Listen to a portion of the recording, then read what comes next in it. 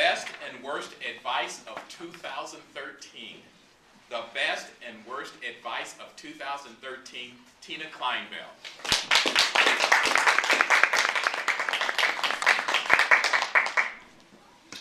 Tonight, I have some good news and some bad news I want to share with you. By show of hands, how many people would like to hear the good news first? Okay, so my pop psychology magazines are right. People like good news. Well, the good news is that 2014 is going to be your year. Fellow Toastmasters, honored guests, and to our contest chair. Now for the bad news. Bad news is that 2014 is not going to be your year. And tonight I'm going to explain a little bit about how I know this. At the end of 2012, a little over a year ago, I had reached an impasse in my life. I was standing there all alone, by myself, at the corner of try harder and walk away.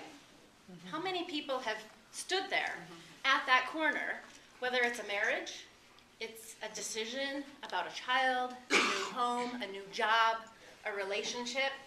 I found myself there and realized after 6 years, I could add one more quality to the strengths that I possess. And that strength, the one thing that I was excellent at, that I realized at the end of 2012, is failed relationships. I had plenty of failed relationships, and I got to add one more to the count at the end of 2012.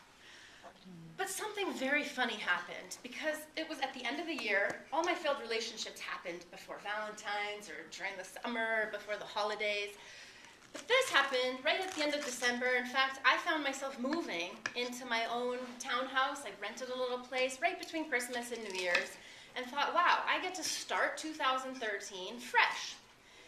And for those who have come out of relationships and been at that corner, there's no shortage of advice out there. And so as soon as my friends and random strangers and acquaintances that I met in my journeys through life knew that I was single, I was trilingual, and ready to mingle, I heard everything. And I have to share with you, in life, there are three kinds of people: those that can count and those that can't. And within that group of people, there are two camps in life. There are those that are your active participants, and then those are the other camp, where you have your passive players. And my active participant friend said, Tina, this is going to be your year. The world is your oyster.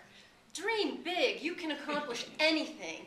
You'll find him. He's out there. It's a numbers game.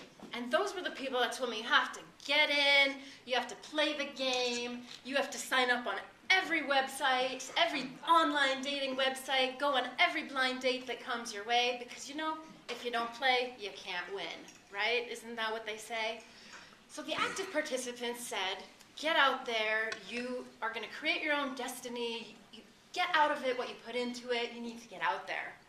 And then, of course, I had my passive players friends that said, don't make any decisions, your soulmate will find you when you least expect it, when you're not looking, that's when he's going to come along. So my 2013 started out a little bit confusing. But ultimately, everybody that I talked to gave me what I thought was the best advice of 2013. Don't make any major decisions.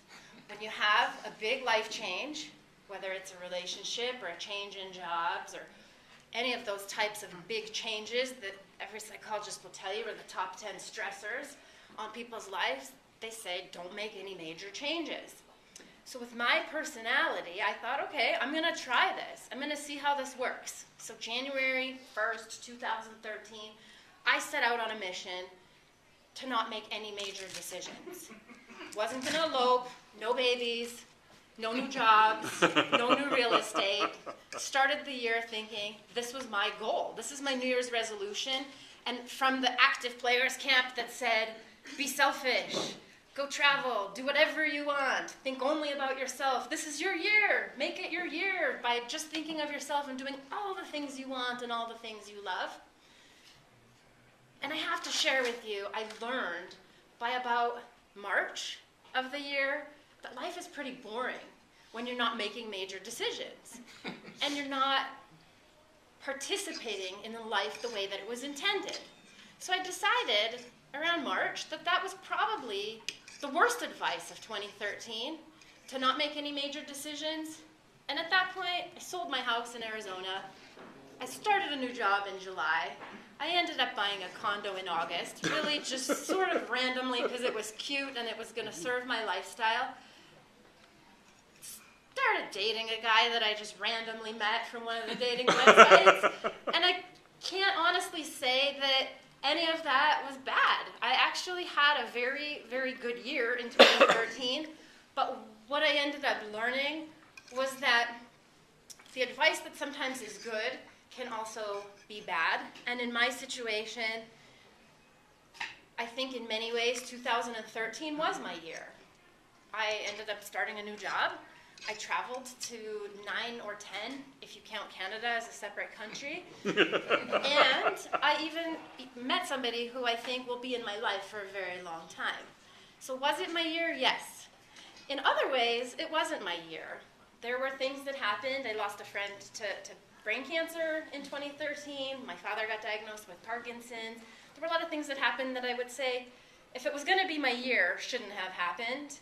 But nonetheless, it's life, and life goes on. When you hear that expression that life doesn't wait for anybody, and I think everybody has heard at one point or another that life is what's happening while you're busy making other plans, it's true. And that's what I learned in 2013. So my best and possibly worst advice for you in 2014 is let it be your year by living it, and may you make as many major decisions as possible. Mr. Contest Chair.